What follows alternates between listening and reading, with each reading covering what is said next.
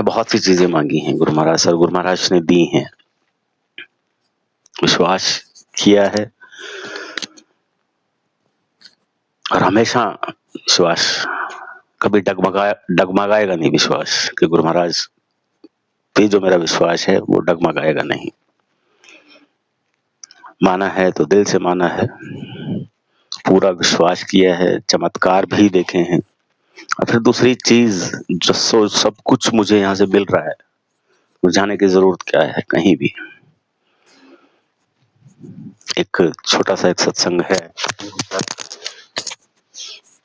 Sorry, एक छोटा सा सत्संग है गुरु महाराज का कि मेरी राह पे चलना एक नंगी तलवार के ऊपर चलने के बराबर है। लोग नोक पर आकर गिर जाते हैं।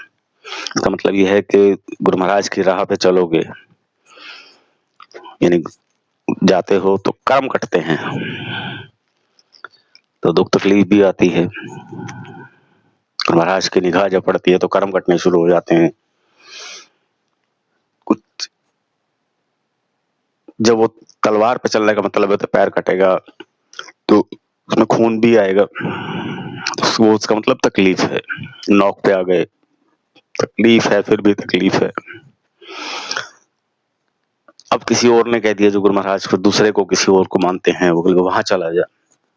बहुत से संस्थान हैं, बहुत सी मान्यताएं हैं, मतलब वहां चला जाए। जैसे ही आप चले उस नौक से गिर जाते हो आप।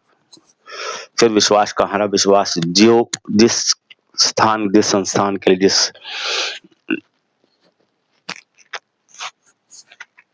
मंदिर के लिए, किसी भी उसके लिए जहाँ की मान्यताएं हैं वहां के लिए निकल पड़े, तो यहाँ का विश्वास खत्म हो गया। जब देने का समय आया तो नौक का मतलब होता है देने का समय। गुरु महाराज ने देना है। अब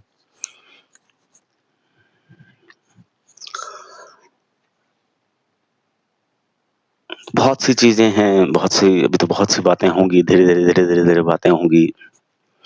तो विश्वास कीजिए और मान लीजिए तो देवों के देव, मैं जो चीज बोलना चाह रहा हूं कि भगवान गुरु महाराज देवों के देव, भगवान शिव उनके अवतार हैं। देवों के देव, सबसे ऊपर, उनसे ऊपर कोई नहीं है।